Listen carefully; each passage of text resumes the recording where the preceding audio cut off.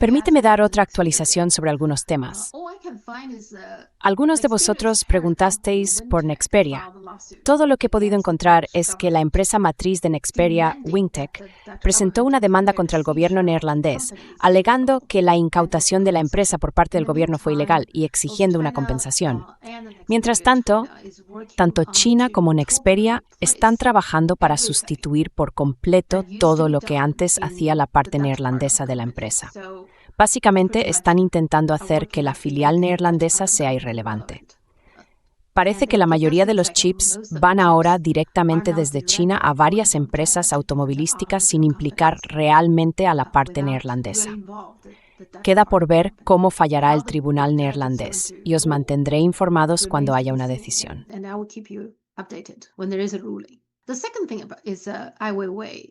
La segunda cuestión es Ai Weiwei, uno de los críticos más famosos de China. Ha vuelto a China para visitar a su madre, que tiene más de 90 años. The Wall Street Journal lo entrevistó antes de este viaje. La razón por la que ha recibido tanta atención es que siempre ha sido muy crítico con China, pero ahora puede regresar sin problemas, y eso no parece causarle ningún inconveniente, lo cual resulta sorprendente para mucha gente. Puedo explicar un poco por qué ocurre esto. En primer lugar, tiene un origen muy particular. Su padre fue uno de los revolucionarios de la primera generación. Aunque no ocupó un cargo muy alto, era un poeta muy famoso y bastante influyente. Así que su padre era amigo cercano de muchos de los otros revolucionarios. Y el propio Ai Weiwei, creo, conoce personalmente a Xi Jinping, aunque no demasiado.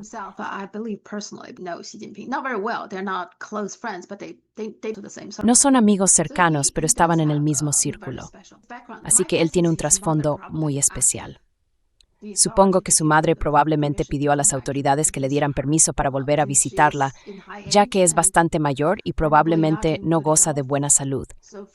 Así que por razones humanitarias, las autoridades le dieron luz verde para volver a casa a visitar a su madre. La otra razón, probablemente más importante, es que Ai Weiwei ha sido coherente.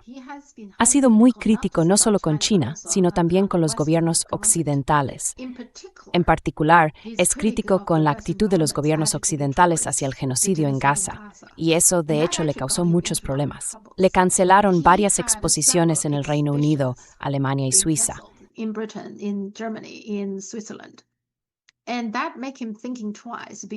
Y eso le hizo pensárselo 2 veces antes de alabar a Occidente y creer que todo lo que hace China está mal, como si Occidente fuera perfecto.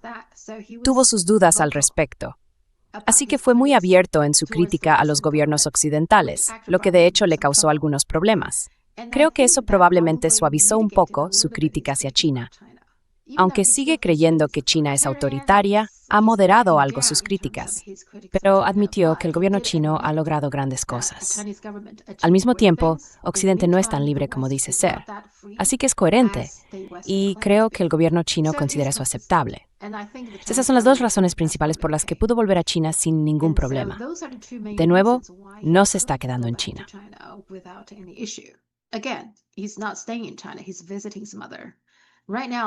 Está visitando a su madre. Según esta sesión de preguntas y respuestas, actualmente vive en Portugal, pero también tiene un apartamento en algún lugar de Gran Bretaña. Tiene un hijo de 16 años que estudia allí. Así que eso es lo último sobre Ai Weiwei. La realidad es que en este momento muchas de las narrativas occidentales se están desmoronando en China y el gobierno chino se siente más seguro de que personas como Ai Weiwei, haga lo que haga, no van a marcar mucha diferencia a la hora de controlar las narrativas. Lo último de lo que quiero hablar es de la llamada purga en el ejército, en particular de Zhang Yuxia. The Wall Street Journal publicó un artículo describiendo lo que realmente ocurrió, pero puedo decirte la mayor parte del artículo no es precisa.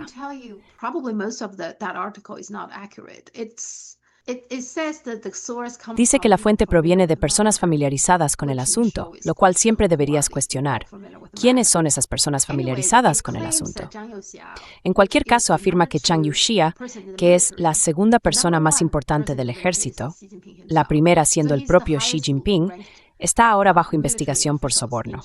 Según el Wall Street Journal, también filtró un secreto nuclear. Eso no parece probable, porque si lo hubiera hecho, el anuncio habría sido mucho más severo, mucho más serio de lo que hemos oído hasta ahora sobre su investigación. Y ese rumor parece provenir de una de las reuniones que mantuvo con Sullivan.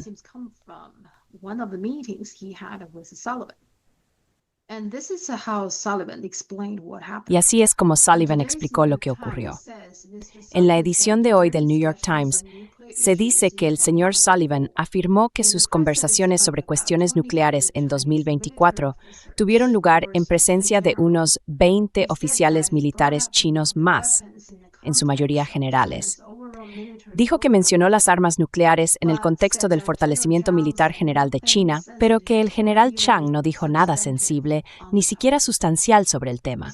Así que parece que hubo una reunión y se mencionaron las armas nucleares, pero nada más. De algún modo, eso se convirtió en un rumor de que filtró información nuclear sensible. Desde el principio no me lo creí porque no hay motivo para que lo hiciera.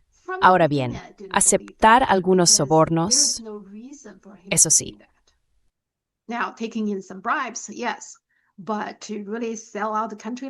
Pero vender así al país es algo muy poco probable.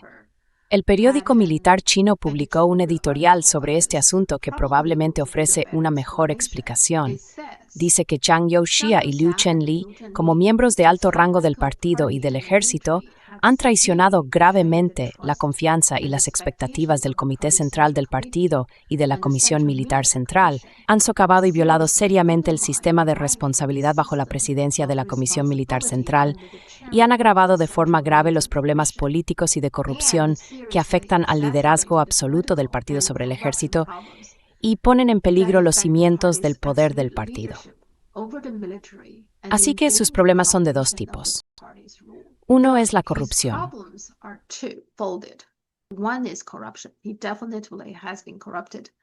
Definitivamente era corrupto. El artículo del Wall Street Journal mencionaba que aceptaba sobornos para promocionar a personas, así que la corrupción es sin duda parte del asunto. Pero también parece que no estaba siguiendo las órdenes, en este caso las de Xi Jinping. Así que probablemente tenía algunas diferencias con Xi Jinping y acabó por dejar de hacerle caso. Sí, esas son las dos cosas. Tenían algunas diferencias y además, él tiene casos de corrupción en su contra. Lo sorprendente para Occidente es lo siguiente. Se trata de alguien a quien Xi Jinping conoce muy bien y ambas familias se remontan a la época revolucionaria. Sus padres, el padre de Xi Jinping y el de Zhang Youxia, lucharon codo con codo.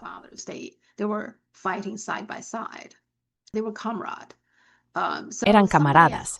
Así que alguien tan cercano esté ahora bajo investigación parece un shock para Occidente. Puedo explicarlo de forma muy sencilla. Es difícil de entender para la gente, pero Xi Jinping está muy decidido a luchar contra la corrupción. Esto ha sido evidente desde el primer día, desde que se convirtió en presidente. Durante su tiempo en el poder, Xi Jinping ha combatido la corrupción con mano dura. La explicación sencilla es que esta persona, Zhang Youxia, debido a su estrecha relación con Xi Jinping y a que su padre fue un revolucionario de primera generación, probablemente se implicó más recientemente en la corrupción y en actividades ilegales que otros. Y Xi Jinping simplemente no tenía otra opción. No se trata de un golpe de Estado, como sugieren algunos rumores. En realidad demuestra que Xi Jinping tiene mucha confianza. Siempre hay poder de por medio.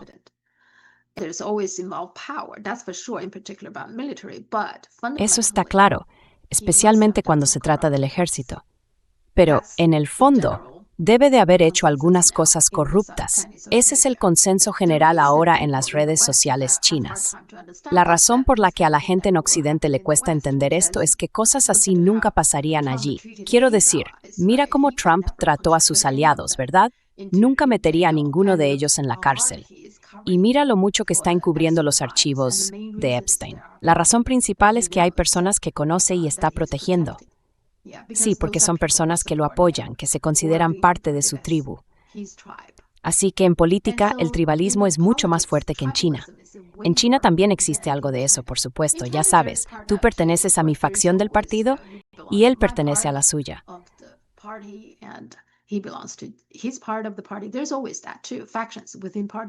Siempre existe eso también, las facciones dentro de los partidos. Absolutamente. Pero en cuanto a las acciones de Xi Jinping, para él la corrupción es algo existencial.